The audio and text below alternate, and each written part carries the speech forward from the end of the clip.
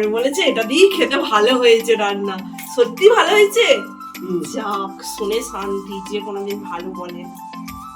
আজকে রান্না করেছি এই যে পোস্ত দিয়ে আলু ভাজা, মুগ ডাল, এই যে চাপচাপ। আর এইটা আমার বাড়িতে নতুন একটা রেসিপি হয়েছে, বাঁধাকপি দিয়ে মটরশুঁটি দিয়ে চিকেনের কিমা দিয়ে চচ্চড়ি, মানে এই তরকারির মতনই, চচ্চড়ি বলতে গেলে। এটা দিয়ে ভাত খাওয়া হয়ে যাবে, সত্যিই তাই। হ্যালো আমার ইউটিউব পরিবার, সবাই কেমন আছো বলো।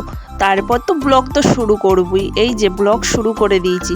তো চলো, আমাদের জীবন খুব সাধারণ, কিন্তু এই সাধারণ দিনের মধ্যেই লুকিয়ে থাকে ছোট ছোট সুখ দুঃখ, সব মিলিয়ে আমাদের এই সাধারণ জীবন। আর এই সাধারণ জীবনই তোমাদের সামনে আমি একটা গল্প তুলে ধরবো, তো তোমরা সঙ্গে থাকো, দেখতে থাকো। সকালবেলায় সবজি কাটাকুটি করছি, বাসি কাজ মোটামুটি হয়ে গেছে বলতে ওপরে ঘরটা ঝাড় দিইনি, নিচের বাসি কাজ হয়ে গেছে।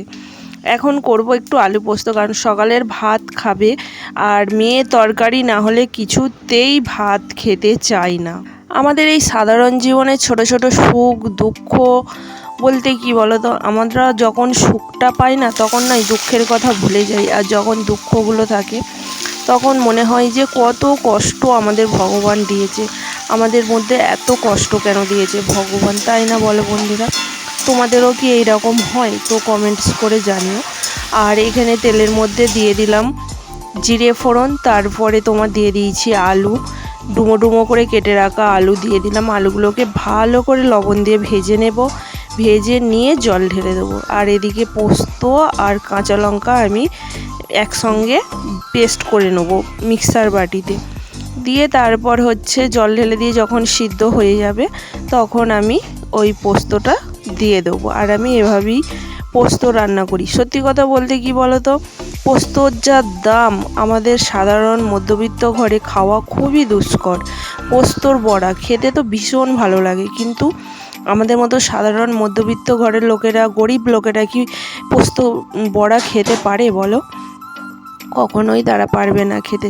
ওই পোস্তর সঙ্গে সামান্য তিল বেটে বড়া করা হয়, খেতে কিন্তু বেশ ভালো লাগে। তবে আজকে বানাচ্ছি না, আজকে আলু পোস্তই বানাচ্ছি। তো জল ঢেলে দিয়েছি, ঢালার পর এই যে দেখো এখন দিয়ে দিচ্ছি পোস্ত, এই যে মিক্সার বাটিতে বেটে নিয়েছি পোস্ত আর কাঁচা লঙ্কা। আর আলু পোস্ত না একটু ঝাল ঝাল হলে বেশ খেতে ভালো লাগে। আর নামানোর আগে এরকম সর্ষের তেল ছড়িয়ে দিই, তাহলে কি বলো তো আরও টেস্টি হয় খেতে, খুব ভালো লাগে। আমার তো এই দিয়েই ভাত খাওয়া হয়ে যায়, সকালের ভাত। তো এখানে জল গরম করছি, চিকেন করব আর পোস্ত করব, আর আজকে হচ্ছে চিকেন করব। এই যে চিকেন চলে এসেছে, চিকেনটাকে গরম জল দিয়ে ভালো করে ধুয়ে ধুয়ে পরিষ্কার করে নিই আমি। সব সময় চিকেন আমি গরম জল দিয়েই ধুয়ে পরিষ্কার। এবার হাত তো দেওয়া যাবে না গরম জলে, তখন এই যে গরম জলটা ঢেলে দিলাম, এরপরে এবার ঠান্ডা জল মিক্স করে নেবো, দিয়ে হাত দিয়ে পরিষ্কার করে আমি চিকেনটাকে ধুয়ে নেবো। এই নাহলে কি বলো তো, চিকেনের আমাদের যে মাংসের গায়ে কত নোংরা থাকে, ওই যেরম সেরম করে ধুয়ে দিলাম তো আমাদের পেটে অনেক তখন দেখবে জীবাণু চলে যায়। তো ভালো করে পরিষ্কার করে ধুলে ওইটা অনেকটা আমাদের সেফ হয়। তো এই দেখো বাটিতে ছেঁকে ছেঁকে তুলে নিচ্ছে, এই একবার ধুলাম, এখনও এইটা দুবার ধোবো, সেটা তোমাদের সঙ্গে আর শেয়ার করছি না। তারপর এখানে টক দই, হলুদ, লবণ, সর্ষের তেল সব দিয়ে ম্যারিনেট করে রেখে দিচ্ছি। এতক্ষণ ধরে তো তোমাদের সঙ্গে অনেক গল্প করলাম, তো তোমরা কে কোথা থেকে আমার ভিডিওটি দেখছো কমেন্টস করে জানাবে না বন্ধুরা? একটু কমেন্টস করে জানিও। আর ভালো লাগলে অবশ্যই কিন্তু লাইক শেয়ার করতে ভুলো না। এতক্ষণ ধরে অবধি যতক্ষণ ভিডিওটা দেখেছো, লাইক যদি না দিয়ে থাকো একটা লাইক দিয়ে দিও বন্ধুরা। কড়াইয়ে তেল দিলাম, তেল দিয়ে আলুগুলোকে ভেজে নিলাম, ভেজে নেওয়ার পর ওই তেলেতেই, আর আমি তেল দিইনি, ওই তেলেতেই পেঁয়াজ টমেটো দিয়ে ভেজে নিলাম। ভেজে নিয়ে এই যে চিকেনটাকে আমি ম্যারিনেট করা চিকেনটাকে আমি দিয়ে দিলাম। এবার কি বলো তো, এর থেকে একটু জল বেরোবে, যতক্ষণ না জলটা শুকোচ্ছে ততক্ষণ আমি এটাকে ভাজা ভাজা করে নেব। ভাজা ভাজা করে নেওয়ার পর মশলা দেব, মশলা দেওয়ার পরে একটু হলুদ গুঁড়ো, লঙ্কার গুঁড়ো, মিট মশলা দেবো। আমি ধনে গুঁড়ো জিরে গুঁড়ো দিই না। আর এখানে ক্যাপসিকাম দিয়েছিলাম পেঁয়াজের মধ্যে, থাকলে দিই না থাকলে দিই না। কারণ আমাদের তো সব কিছু হিসেব করে চলতে হয়। আর আমার মতন কে কে এরকম চিকেন রান্না করে করো আমাকে একটু কমেন্টস করে জানিও বন্ধুরা। দেখো অলরেডি চিকেন কষিয়ে নিয়ে হয়ে গেছে, কষানো হয়ে গেছে। কষা তো তুলেছি 2-4 পিস। তারপরে ওপর থেকে ধনেপাতা ছড়িয়ে দিলাম, ঘরে ছিল ধনেপাতা তাই দিলাম, না থাকলে দিতাম না। এই হচ্ছে আমার গল্প, থাকলে দাও না থাকলে না দাও, এইভাবেই আমাদের চলতে হবে। আমাদের ঘরে সব কিছু সবসময় স্টক থাকে না, আমরা অত হাইফাই লোক নয়, অত বড় লোক নয় যে সব কিছু মানে স্টক থাকবে। তো আমার চিকেন রেডি। এখন এই যে গরম গরম চিকেন বাটিতে তুলে নিচ্ছি, নিয়ে এখন বসবো ভাত খেতে। তো গরম গরম চিকেন দিয়ে ভাত খেতে তো দারুণ লাগে। আর সামনেই চলে আসছে গরমকাল, আর তখন দেখবে অতটা ভালো লাগবে না চিকেন। সকালের কুমড়ো আলু ভাতে মাখা ছিল, ওটা বড়মশাই সকালে ভাত খেয়েছিল, সেটুকু বেঁচে রয়েছে। নিয়ে নিয়েছি এই যে আলু পোস্ত তোমাদেরকে দেখাচ্ছি। এই যে আলু পোস্ত হয়েছে, আর এই যে চিকেন। তো চলো খাওয়া দাওয়া করে নিই। তোমরা কি ভাবছো ইউটিউবে এসে ফেসবুক করলে, ফেসবুকে যে কোনো জায়গায় এমনি সাধারণ মানুষের কাছেও তোমরা যদি দুঃখের গল্প করো, তোমাদের কি এই দুঃখের গল্পের কি দাম পাবে মানুষ? জানো তো, এই দুঃখের কথা বললে না দুর্বলতার সুযোগ নেয়। আর এটার অভিজ্ঞতা জানো তো আমার অনেক, মানে আজকে আমার 20 বছর বিয়ে হয়ে গেছে, 20-21 বছর।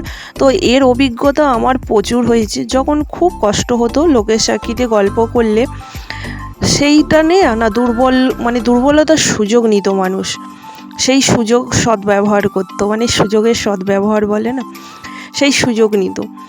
সত্যি কথা বলতে অনেক ঝড় ঝাপটা পার করে আজকে আমি এই জায়গায় এসে দাঁড়িয়েছি। এখনও যে জীবনে ঝড়ঝাপটা চলছে না যে তা নয়, এখনও পর্যন্ত জীবনে ঝড়ঝাপটা চলছে। আর সেটা কোনো দিন এসেটি আমি না ইউটিউবে বলো, আমার একটা ফেসবুক পেজ আছে, তো সেখানেও বলো, আমি কোনো দিন না এই দুঃখের কথা বলি না। আমি শুধু ভাবি দুঃখের কথা বলতে গেলেই আমার দুর্বলতার সুযোগ নেবে মানুষ, তার জন্য না এই দুঃখের কথা বলি না। কারণ হচ্ছে সুখের জিনিসটাই তোমাদের সঙ্গে ভাগ করে নিই।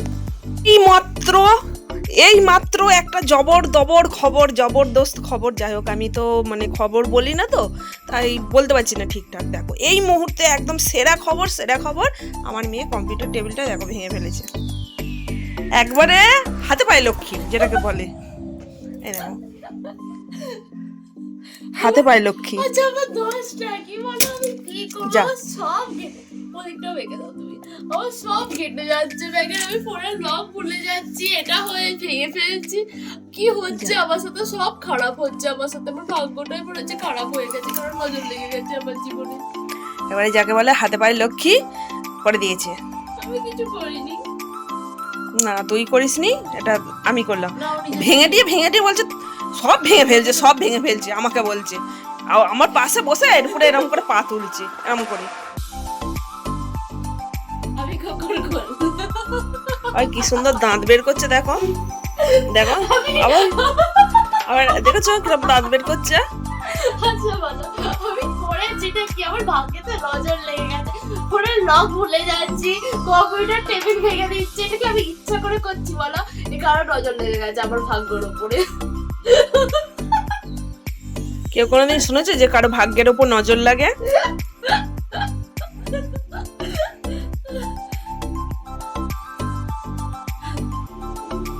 কি হবে জানি না। এবার এইগুলো স্ক্রু দিয়ে মনে হয় আটকানো ছিল, দেখা যাক। নিজেই চালাতে পারবে না, ওরকম করে চালাতে হবে কম্পিউটার ইয়েটা। তো দেখতেই পেলে কম্পিউটার টেবিলটা ভেঙে মানে ওইখানটাই খুলে গেছে। তো আবার দেখি কোথাও মিস্ত্রি কবে ঠিক হবে তো জানি না গো। একই জিনিস একটা হয় না, কত কষ্ট করে করা, আবার এই ভেঙে গেলে মনটা ভীষণ খারাপ হয়। তো সন্ধ্যাবেলা লুচি বানাচ্ছি আজকে, যেহেতু দুপুরবেলা চিকেন করেছি। মেয়ে বলল লুচি খাবো, তো লুচির কথা বলছি, রেগুলার তো লুচি তো মানে রেগুলার নয়, মানে মাঝে মিশালে তো লুচি খাওয়া হয়। তো ভাবলাম যে ছাতুর লুচি করি, জানো তো এই যে ছাতুর লুচি করলাম, কটা বেলে নিলাম, বেলে নিয়ে ভাজতে শুরু করলাম, আর বাকিটা মেয়ে আমার বেলে দিচ্ছে। আর ছাতু লুচি বানাতে কীরকম বানিয়েছি দেখো, এখানে ময়দা নিয়েছি, আটা নিয়েছি, আর লবণ দিয়েছি, আর সামান্য একটু ছাতু দিয়েছি, তারপরে ময়ানের জন্য দিয়েছি তেল, সাদা তেল দিয়ে ওটাকে ভালো করে মিক্স করে মেখে নিয়েছি। মেখে নেওয়ার পর জল দিয়ে আবার মানে এটাকে আটার লুচির আকারে করে নিলাম। তারপরে তো জানোই একটু সর্ষের তেল মাখিয়ে কিছুক্ষণের জন্য রেখে দিলাম। তারপরে কুচি কেটে এই যে বেলতে শুরু করে দিয়েছি।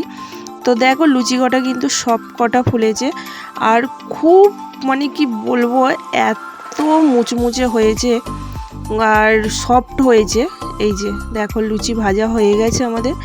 এখন লুচি আর চিকেন কষা খেতে কিন্তু দারুণ লাগে, কিন্তু কি বলো তো, রাত্রিবেলা তো দুটোর বেশি খেতেও পারবো না, আর তার ওপর কোলেস্ট্রল আছে, তেলে ভাজাটা আমার একদমই চলে না, তবু মানে খেতে ইচ্ছা করে তো বলো।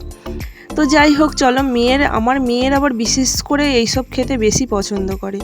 তো চলো, আমার ছিল এই সাধারণ দিনের গল্প। কেমন লাগলো তোমাদের কমেন্টস করে জানিও। ভালো লাগলে কিন্তু লাইক, শেয়ার, কমেন্ট করতে ভুলো না। ভিডিওটি শেষ অবধি দেখার জন্য অসংখ্য ধন্যবাদ জানাই সকল বন্ধুদেরকে। আবার তাড়াতাড়ি দেখা হচ্ছে নতুন একটা ব্লগে। কারণ হচ্ছে কি বলতো, এই একদিন করে গ্যাপ দিচ্ছি, ব্লগটা আমার রেডি করতে হচ্ছে, এত সংসারের কাজের চাপ, তারপরে ব্লগ ছাড়া ফেসবুক, ইনস্টাগ্রাম, ইউটিউব সব